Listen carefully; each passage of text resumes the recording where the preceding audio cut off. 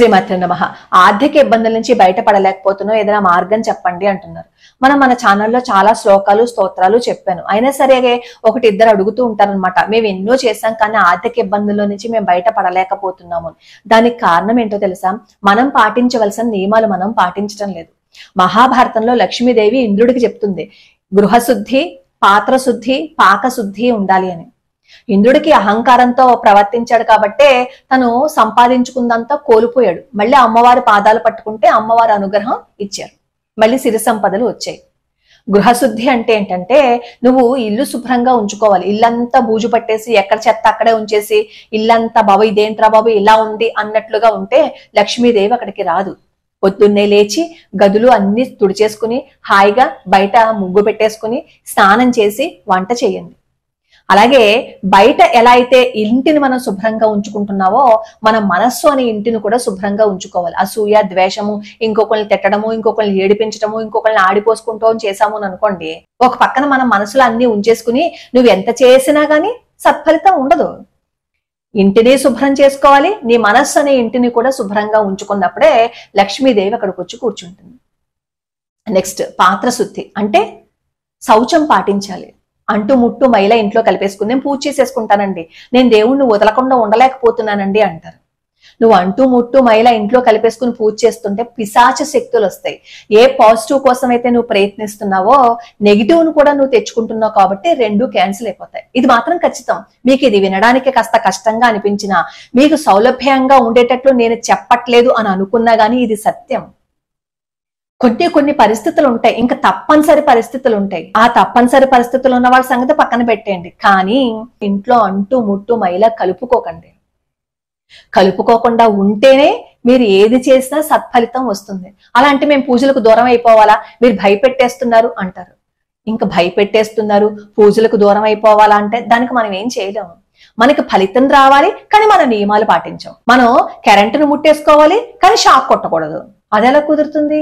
Current shock కొట్టకూడదు అంటే కొన్ని నియమాలు పాటించాలి. తడి చేత్తో పట్టేసుకుంటే కరెంట్ షాక్ కొట్టకూడదు అంటే కొట్టకుండా ఉంటుందా కదా? అలాగే మనం పూజ చేస్తున్నప్పుడు కూడా కొన్ని నియమాలు పాటించే తీరాలి. పాటించకుండా చేసేస్తాను అంటే కుదరదు. నేను మభ్య పెట్టడానికి నేను ఏ వీడియో చేయను, ఉన్నది ఉన్నట్లే చెప్తాను.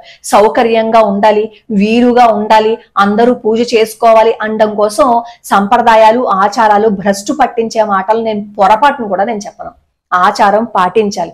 ఇంట్లో ముట్టు అంటూ మైలా కలపకూడదు. అవి కలిపేసి దేవాలయానికి వెళ్ళకూడదు, పేరంటానికి వెళ్ళకూడదు. అలాగే ప్రతి నిత్యము మీరు దీపారాధన చేయటం అలవాటుగా పెట్టుకోండి. దీపారాధన ఖచ్చితంగా చేస్తూ ఉంటే 2 పూట్ల కొన్ని సమస్యలు అక్కడే పోతాయి. సరే, ఇప్పుడు ఆర్థిక ఇబ్బందుల నుంచి బయటపడాలి అంటే కనకధారా స్తోత్రము, శ్రీస్తుతి, సర్వమంగళ అమ్మవారి అష్టోత్రము, లక్ష్మీ సహస్రనామ స్తోత్రము చేయండి. లక్ష్మీ సహస్రనామ స్తోత్రం చేయడానికి 20 నిమిషాలు పడతాయి. మిగతా అన్ని శ్లోకాలు కలిపి చేయడానికి 20 నిమిషాలు పడతాయి. ప్రతి నిత్యం అవి చేస్తే ఆర్థిక ఇబ్బందుల నుంచి మనం బయటపడిపోవచ్చు. కనకధార స్తోత్రం మాత్రం 3 పూటల్లా చేయాలి. పొద్దున్న, మధ్యాహ్నం, సాయంత్రం కూడా ఈ 3 పూట్ల కనకధార స్తోత్రం చేయాలి. 3 పూట్ల స్త్రీస్తుతి చేయాలి. 3 పూట్ల సర్వమంగళ అమ్మవారి అష్టోత్రం చేయాలి. మీ ప్రయత్నం చేస్తూ ఇవి చెయ్యండి. ఖచ్చితంగా మీకు ఏవైతే బాధలు కష్టాలు ఉన్నాయో అవన్నీ దూరం అయిపోతాయి. మరి నైవేద్యం ఏది పెట్టాలండి అని అడుగుతారు. ఇందాక చెప్పాను కదా, పొద్దున్నే స్నానం చేసేసి మీరు వంట చేస్తారు కదా, ఆ చేసిన దాన్నే నైవేద్యంగా పెట్టండి. మరి ఉల్లిపాయ వెల్లుల్లిపాయ మేము వేసుకుంటాం కదా, అప్పుడు ఏం చేస్తారు అంటే వండే అన్నంలోనే 4 పెసరబద్దలు వేసేసి అది ఉడికిన తర్వాత దాని మీద నెయ్యి వేసి ఒక బెల్లం ముక్క వేసి మీరు నివేదనగా పెట్టారు అని అనుకోండి, అదే ప్రసాదం. భగవంతుడికి సమర్పణ చేసి తింటే అది ప్రసాదంగా మారిపోతుంది. అప్పుడు మీరు ప్రసాదం ఏం చెయ్యాలని వెతుక్కోక్కర్లేదు కదా. మొత్తం 365 రోజులు అలాగే చేస్తే ఏ ప్రసాదం చెయ్యాలి అని ఇంకా మీరు ఆలోచించక్కర్లేదు. ఎప్పుడైనా కుదరనప్పుడు అరటిపళ్ళు నివేదనగా సమర్పణ చేయండి.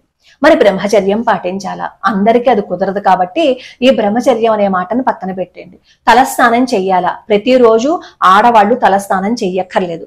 మగవాళ్ళు కూడా ఈ కనకధారా స్తోత్రము, లక్ష్మీ సహస్రనామ స్తోత్రము చెయ్యండి. చేస్తే ఖచ్చితంగా ఇంట్లో మార్పు అనేది తెలుస్తుంది.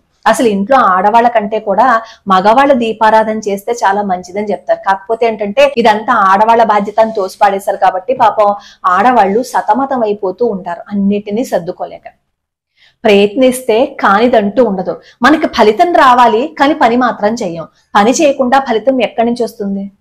కాబట్టి శ్రద్ధగా భక్తిగా ఈ స్తోత్రాలు చేస్తే ఖచ్చితంగా ఆర్థిక ఇబ్బందుల నుంచి మనం బయటపడతాం. ఈ శ్రావణ మాసం నుంచి మొదలు పెట్టండి, వచ్చే శ్రావణ మాసానికి ఎన్ని ఇబ్బందుల నుంచి మనం బయటపడతాము. మీకు ఈ స్తోత్రాలు శ్లోకాలన్నీ కూడా మేము పద విభజనతో రోజుకో శ్లోకంలో నేర్పించాం. ఒకసారి అక్కడికి వెళ్ళి చూస్తే మీకు అన్ని అర్థమైపోతాయి.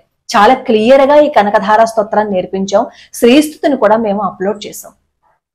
ధర్మాన్ని పాటిస్తూ సత్యాన్ని పలుకుతూ ఇంకొకరిని ఏడిపించకుండా మన ప్రయత్నం చేస్తూ భగవంతుడి పాదాలు పట్టుకుంటే దేనినైనా సాధించగలం. ఏ పనిలో అయినా సరే విజయాన్ని పొందుతాం. వేదాంత దేశకుల వారిచ్చిన శ్రీస్తుతి కూడా చేస్తే ఎన్నో ఆర్థిక ఇబ్బందుల నుంచి బయటపడిపోతాం.